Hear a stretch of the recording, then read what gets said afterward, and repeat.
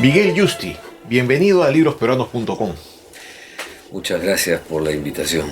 En esta oportunidad tenemos el placer de presentar su libro El conflicto de las facultades, sobre la universidad y el sentido de las humanidades. Miguel Yusti, editor, en el que también participa con una ponencia, una tesis.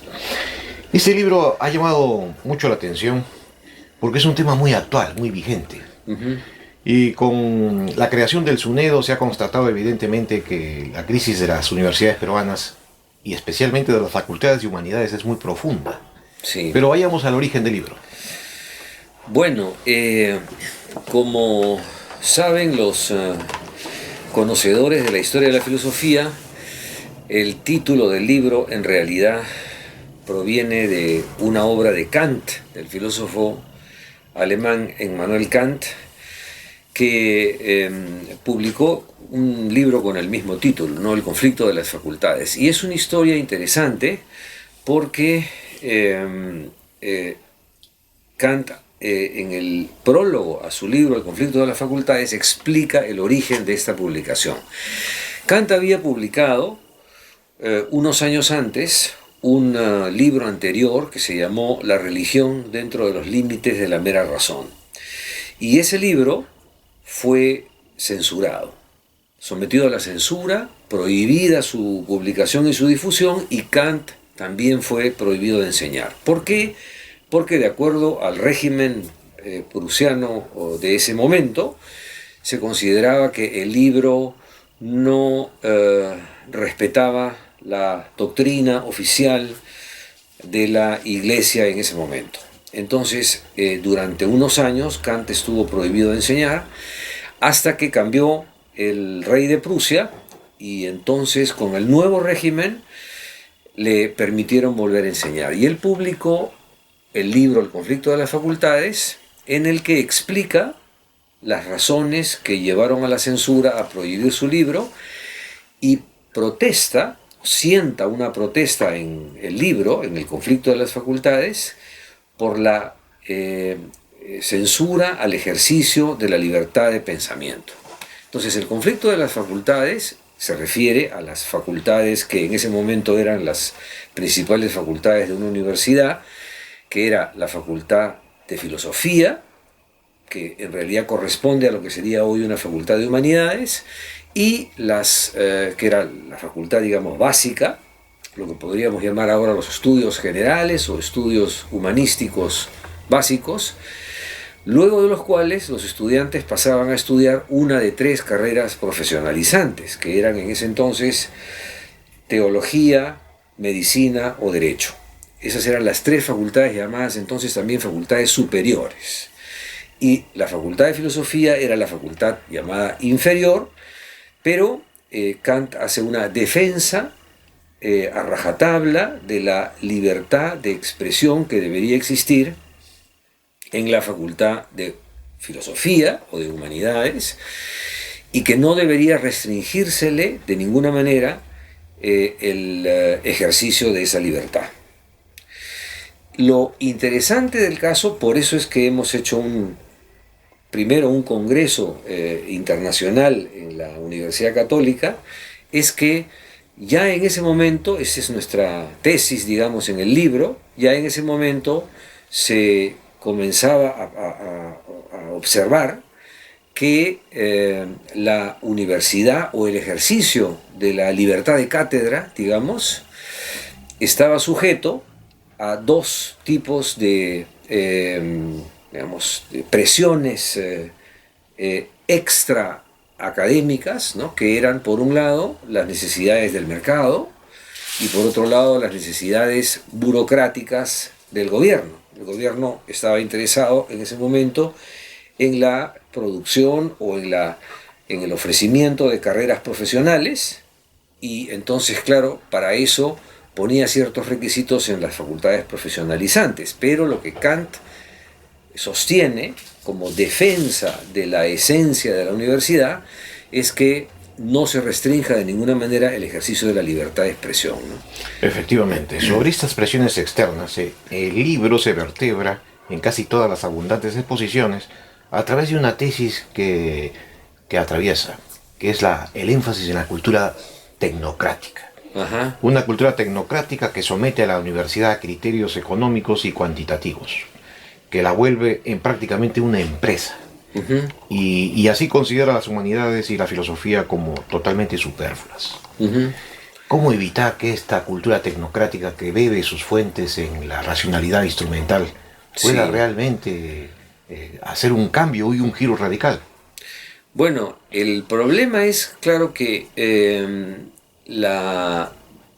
lo que Kant de alguna manera había ya previsto era que pudiese haber, como digo, intereses o fuerzas externas a la propia dinámica del trabajo universitario que ejercieran una influencia sobre los temas, las materias o el tipo de reflexión que pudiera realizarse en la universidad, ¿no? Kant no conoció la globalización, ni tampoco conoció lo que ahora es pues la tendencia casi universal, ¿no? Internacional, a una serie de procesos a los que tienen que someterse todas las universidades de cuantificación del trabajo universitario.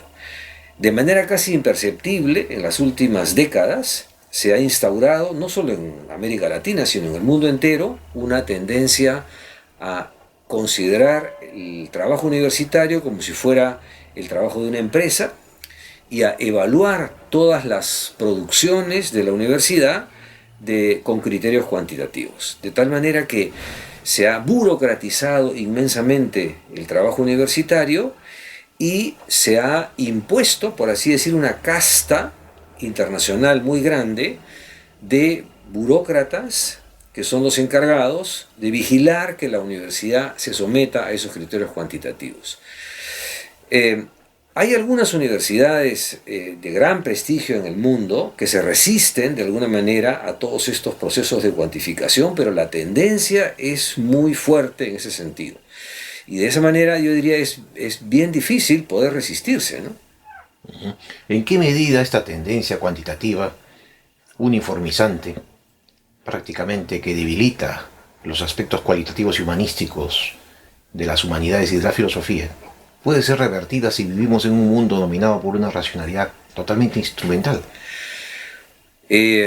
Bueno, yo digo, es muy difícil revertir ese movimiento. Yo tengo la esperanza de que en algún momento, ¿no?, las universidades más importantes del mundo pues pongan un tope a este tipo de tendencia, ¿no? Porque el problema de la medición cuantitativa del trabajo intelectual, ¿no?, o del trabajo universitario, es que, creo yo, es a fin de cuentas contraproducente.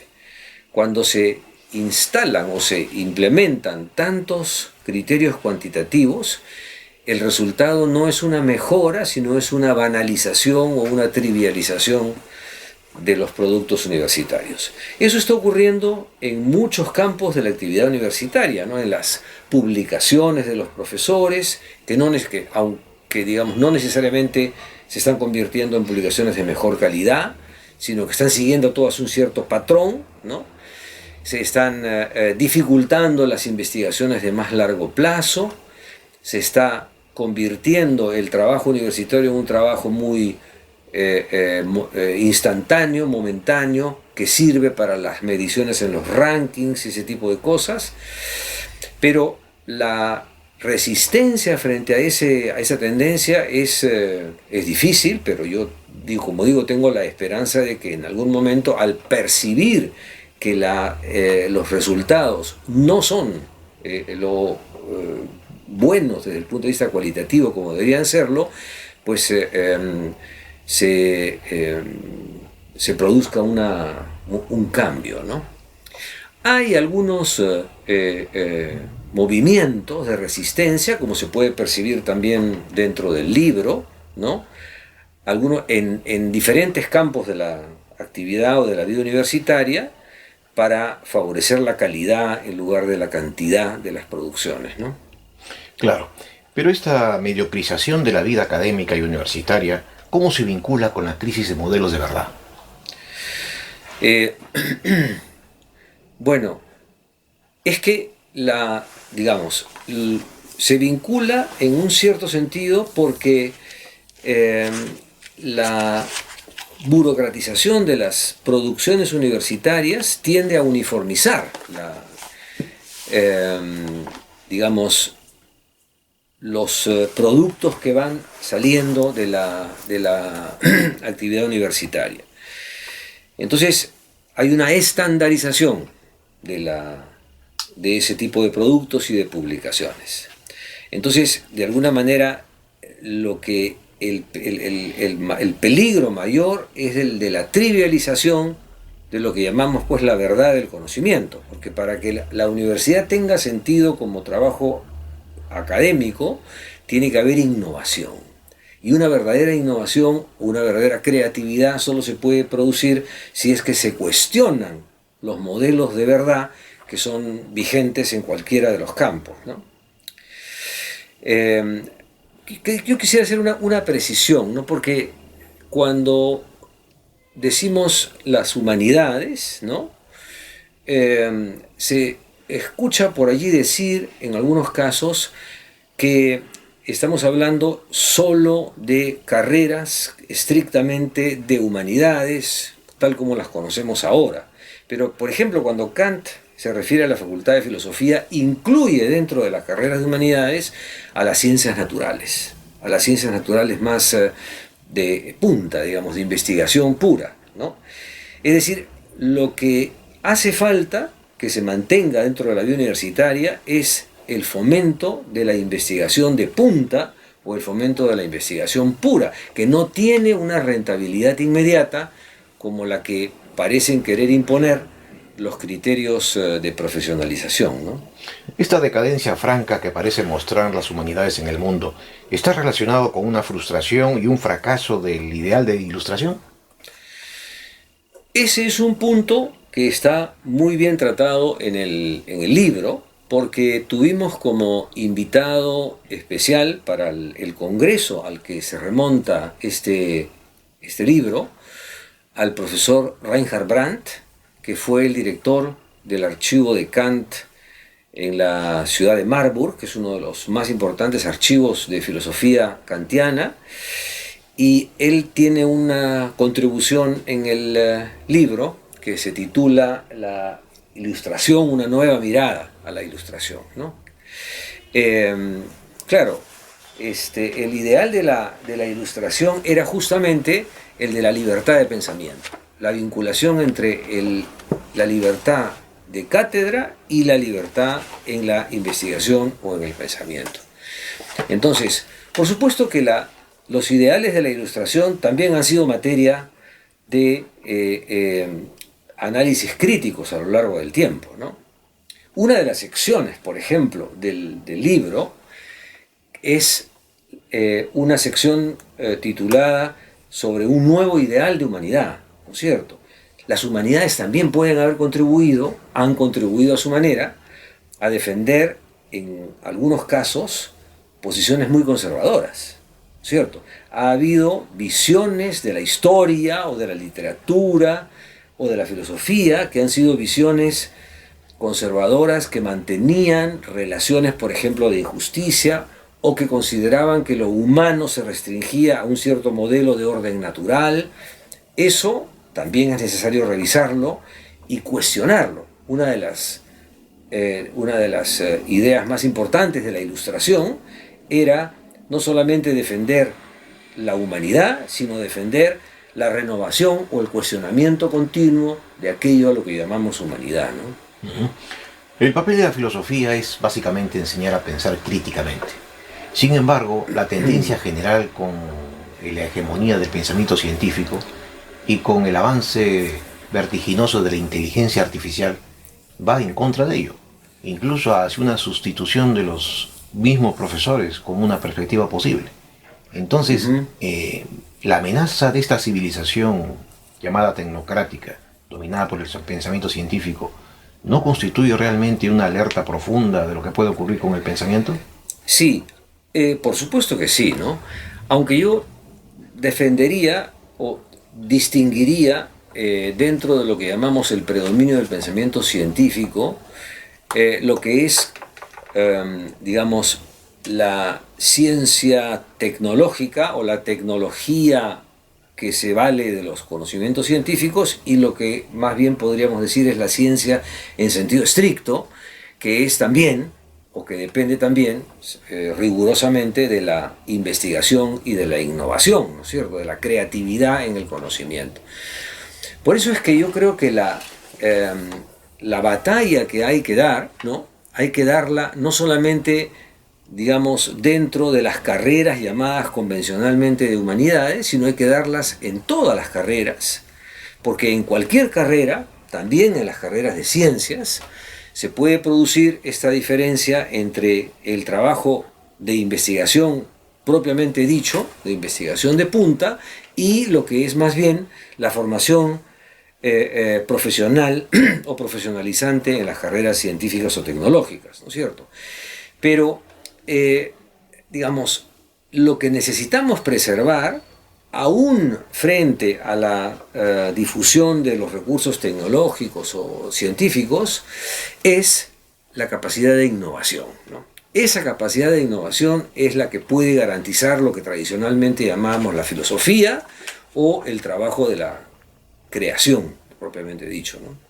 La filosofía es una disciplina y una forma de pensar que también tiene sus propios riesgos internos. Y ello nos lleva a pensar de que también debe ser defendida contra sí misma y de sí misma. Los autófagos de la filosofía se ha llamado a pensar. Y Salazar Bondi los llamó la antifilosofía. Lo singular y peculiar es que en nuestro tiempo parece tener más peso la antifilosofía que la filosofía misma. O sea, aquella forma de pensar en la filosofía que va contra sí misma. Ya. Bueno, la filosofía tiene una gran ventaja, que usted la describe en esos términos, ¿no? Tiene la gran ventaja de que es también crítica de sí misma, ¿no es cierto? El propio Kant tiene siempre metáforas que son jurídicas, de someter la razón al tribunal de la crítica, ¿no es cierto? Derrida, para poner otro ejemplo, piensa que Kant no fue lo suficientemente lejos, porque, claro, Kant puso a la razón como la acusada, digamos, la sometió a crítica, pero el juez de esa crítica era la propia razón.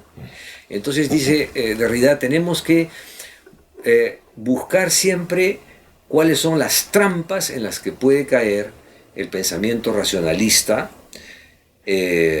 una de las cuales, por ejemplo, es identificar filosofía o racionalidad con pensamiento occidental, ¿cierto? Hoy en día tenemos una conciencia mucho más clara de la alteridad o de la heterogeneidad de los modos de pensamiento, también de tipo intercultural, multicultural, ¿no es cierto? Y también la propia filosofía en el siglo XIX ha sido sometida a una crítica por sus influencias culturales inconscientes, ¿no?, dependientes de la gramática indoeuropea, ¿no?, la identificación entre el pensamiento occidental y la lógica a secas, ¿no? Entonces, por eso es que es muy importante no perder nunca ese espíritu o ese sentido crítico de la filosofía, ¿no? Claro, la universidad y la filosofía se vinculan desde el siglo XIII. Sin embargo, su dependencia estatal y formal viene desde la modernidad, más o menos del siglo XVIII. XIX se consolida más fuertemente esta dependencia. Sí. No obstante, la filosofía desborda ampliamente la universidad misma, siendo importante en la academia y en la universidad. La esencia misma de la filosofía desborda la vida universitaria. Sí. ¿Cómo defender este fuero externo de la filosofía? Bueno, esa es una muy buena observación, ¿no? La filosofía no ha sido siempre una carrera universitaria, ¿no es cierto? Y más bien ha habido periodos en la historia en los cuales el pensamiento más radical o la reflexión más original no ha estado vinculada a la vida institucional de la universidad, ¿no es cierto? De eso hay muchos ejemplos en la historia.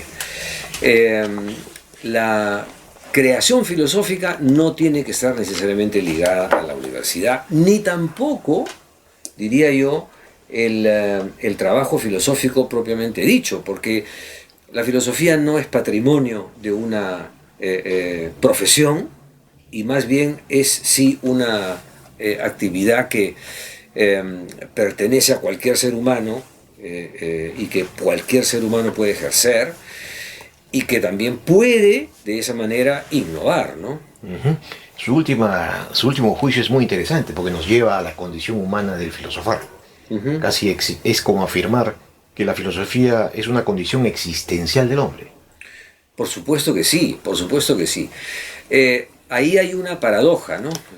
Alguna vez escribí yo un texto sobre la filosofía diciendo que estaba vinculada al dios Hermes, porque es al mismo tiempo hermenéutica, en el sentido de que es una capacidad interpretativa propia de todo ser humano, pero al mismo tiempo puede ser hermética, ¿no?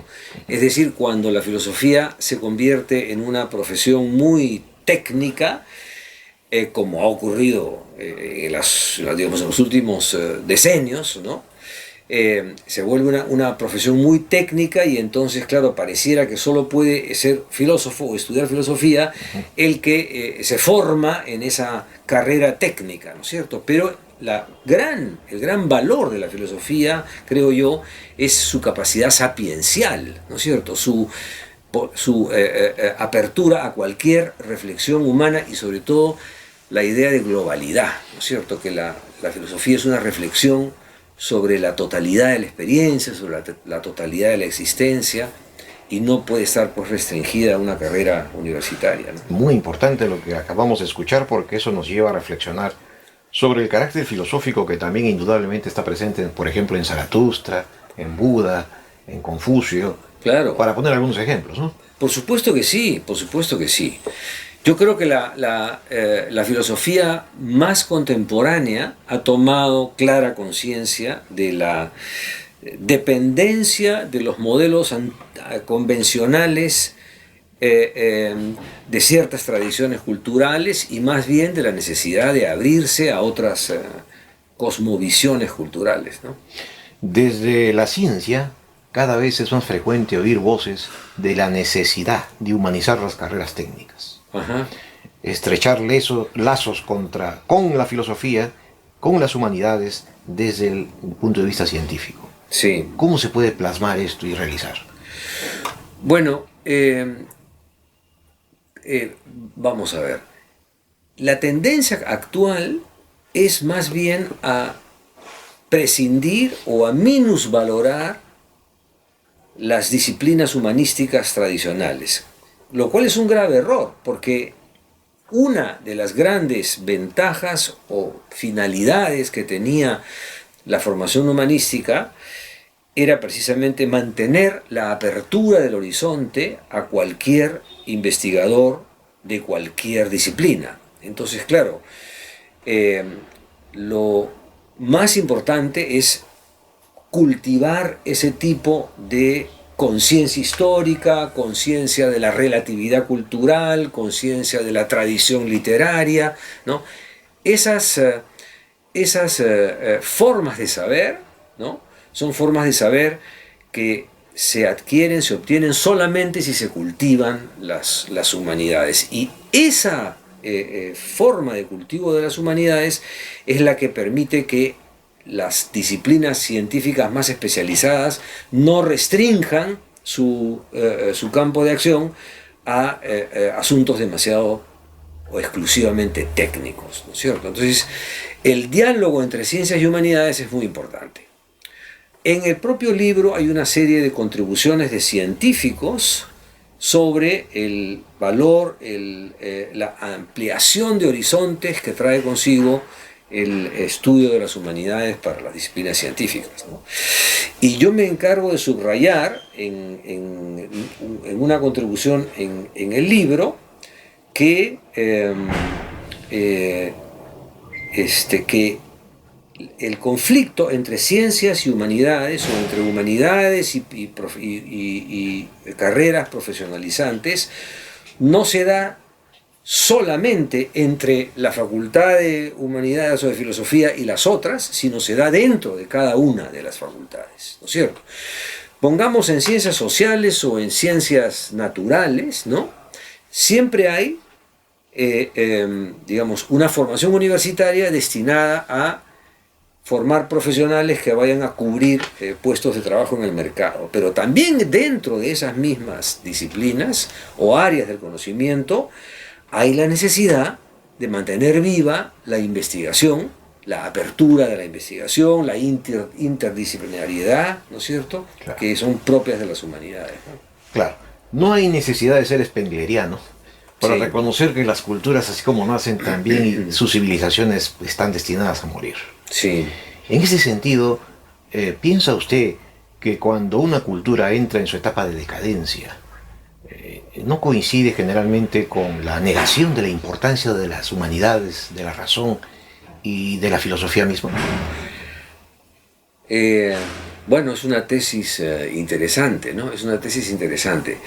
Eh, Vamos a ver. Hay un filósofo americano, McIntyre, que dice que cada vez que ocurre una crisis de civilización, hace falta que se preserve o se mantenga, se cultive el ideal humanístico, ¿no? Variando las formas en algún tipo de institución, ¿no? Él se refiere, por ejemplo, al fin de la era de la civilización romana y cómo la cultura humanística se preservó en los monasterios. Se crearon monasterios en donde se conservó, ¿no? Y él cree que en la sociedad contemporánea, que también es comparable a una crisis de civilización, los espacios institucionales en los que se debería preservar la cultura humanística son las universidades. Claro, las universidades, si estuvieran cultivando un ideal humanístico como del que estamos hablando, ¿no? Y al no haberlo, Bueno, al no haberlo es un peligro, claro, es un peligro. Digamos, yo diría, el conocimiento humano, la creatividad humana no se puede tampoco destruir del todo ni siquiera con el capitalismo, ¿no es cierto? Entonces, habrá siempre formas en que se recuperará, me parece a mí, la buena tradición humanística, ¿no? Kant pensaba que sí se puede enseñar matemática, pero filosofía no, porque filosofía es esencialmente dudar. Ajá. Y en las universidades no se enseña a dudar, sino se enseña el dogma del conocimiento del establishment. Sí. Bueno, vamos a ver. Ese es el gran desafío de la presencia de la filosofía en la universidad. Es un desafío porque también hay, digamos así, como usted sabe, filosofía dogmática, ¿no? O filosofía profesionalizada, ¿no? Entonces, lo que hace falta es mantener viva la llama del cuestionamiento, ¿no? de la duda, de la interrogación socrática. Ese es el punto más importante, ¿no? El cuestionamiento de los dogmas. Por eso es que Kant protesta tanto contra digamos, el sometimiento, la sujeción de la reflexión filosófica a los intereses de la burocracia estatal, ¿no? Claro, actualmente no se vive una globalización cultural, sino más bien una globalización de una uniformidad cultural. En ese sentido se está imponiendo una nueva barbarie cultural. Y en el ámbito de esa nueva barbarie cultural le toca un papel muy, muy relevante a la cultura de mercado, como el gran enemigo del pensamiento crítico. Yo también lo creo, ¿no? Yo también lo creo. Además de que la cultura del mercado ha penetrado en digamos, en la vida cultural de formas a veces también indirectas, ¿no? Es decir, que no solamente hay una digamos, invasión directa, sino que hay una influencia indirecta o soterrada que se expresa esta vez a través, por ejemplo, de la cuantificación y del conocimiento y de la imposición de criterios cuantitativos en la medición del valor de la universidad, ¿no? Claro. Finalmente, para no incidir en visiones apocalípticas, Sí. ni escatológicas, sin embargo, ¿cuál ve usted que sea la perspectiva de la filosofía en el destino universitario actual? Bueno, digamos, tengo dudas, ¿no? Tengo dudas. Cuando uno conoce o ha recorrido, digamos, muchas experiencias, ¿no? o lugares en los que se practica la filosofía, uno tiene la impresión de que vivimos en una encrucijada, ¿no? Porque el profesor Eduardo Rabosi tiene un libro sobre el sentido de la filosofía y se hace la pregunta siguiente, ¿no? Él dice, es muy curioso que si uno revisa los programas de estudios de filosofía de Bangladesh o de la China o de Perú o de Francia, parecieran ser todos iguales, ¿no es cierto? Los programas de estudio de filosofía, a pesar de las grandes diferencias culturales. Y él dice, ese es un espejismo, porque detrás de esa similitud hay una gran diversidad de formas de expresión del pensamiento crítico. Entonces lo que él defiende, y yo estaría de acuerdo con él, es que hay que romper esos moldes, hay que buscar formas más creativas de acercarse al pensamiento filosófico o de cultivar el pensamiento filosófico o de recoger la tradición, pero sin mantener los mismos pies forzados que nos han llevado tanto tiempo a anquilosar el pensamiento filosófico, ¿no?